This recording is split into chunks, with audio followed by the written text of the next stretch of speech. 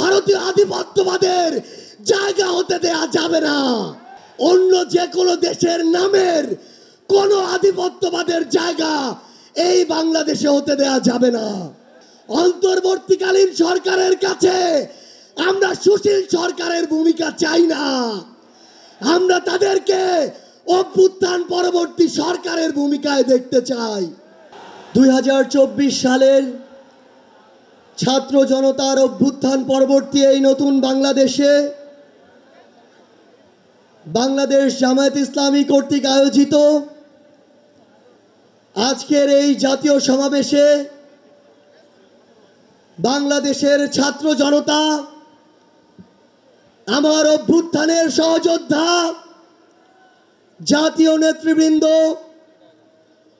সকলকে জাতীয় নাগরিক পার্টি এনসিপির পক্ষ থেকে সশ্রদ্ধ সালাম। আসসালামু আলাইকুম ওয়া রাহমাতুল্লাহ। সংগ্রামী সহযোদ্ধারা, অভ্যুত্থানের 1 জুলাই পেরিয়ে আমরা আরেক জুলাই এসে উপস্থিত হয়েছি, কিন্তু বাংলাদেশ থেকে মুজিববাদীদের ষড়যন্ত্র এখনো শেষ হয়নি। গোপালগঞ্জে এখনো মুজিববাদীদের আস্তানা ঘেরে রয়েছে। মুজিববাদীরা এখনো বাংলাদেশের বিভিন্ন জায়গায় সক্রিয় রয়েছে। এই মুজিববাদ একটি আদর্শ। শুধু আইনিভাবে এই মুজিববাদের মোকাবেলা করা যাবে না। আমাদেরকে অর্থনৈতিকভাবে, রাজনৈতিকভাবে, সাংস্কৃতিকভাবে এই মুজিববাদের কোমর ভেঙে দিতে হবে। আমাদের মধ্যে রাজনৈতিক মতপার্থক্য থাকতে পারে, কিন্তু এই মুজিববাদের প্রশ্নে, এই স্বৈরাচারের প্রশ্নে অভ্যুত্থানের সকল শক্তিকে ঐক্যবদ্ধ থাকতে হবে।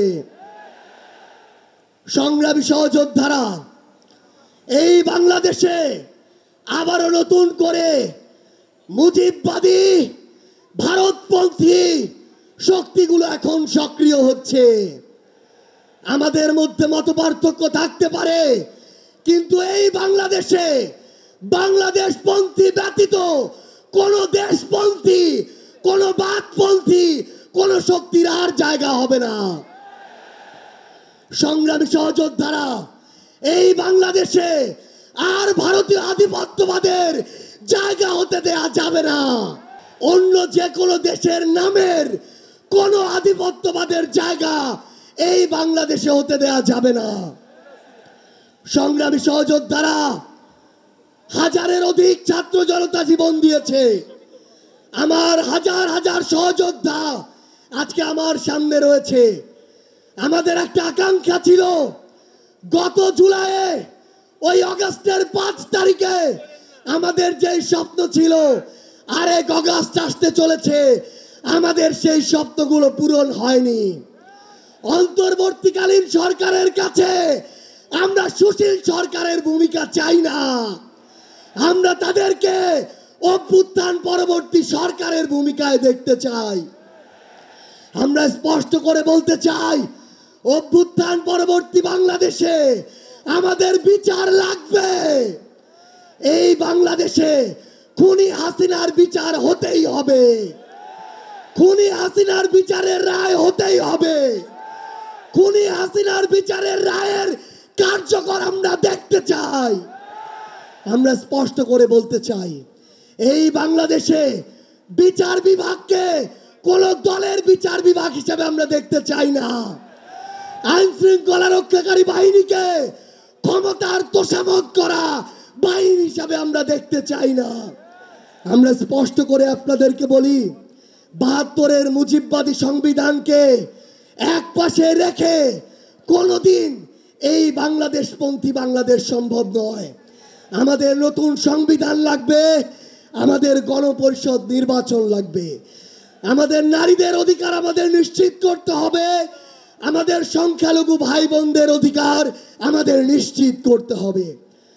আমরা 1947 সালের উপনিবেশ বিরোধী যে আকাঙ্ক্ষা, 71-এর স্বাধীনতার যে আকাঙ্ক্ষা, 24-এর মুক্তির যে আকাঙ্ক্ষা, সেই আকাঙ্ক্ষাকে ধারণ করে ঐক্যবদ্ধভাবে আমাদের আগামীর বাংলাদেশ গড়তে হবে। আমরা স্পষ্ট করে সর্বশেষ একটি কথা বলে যাই, ফ্যাসিস্ট বিরোধী 24-এর শক্তি আমাদের ঐক্যবদ্ধ থাকতে হবে। তবে ঐক্যবদ্ধ মানে এই নয় যে আমরা কারো অন্ধভাবে দালালি করব।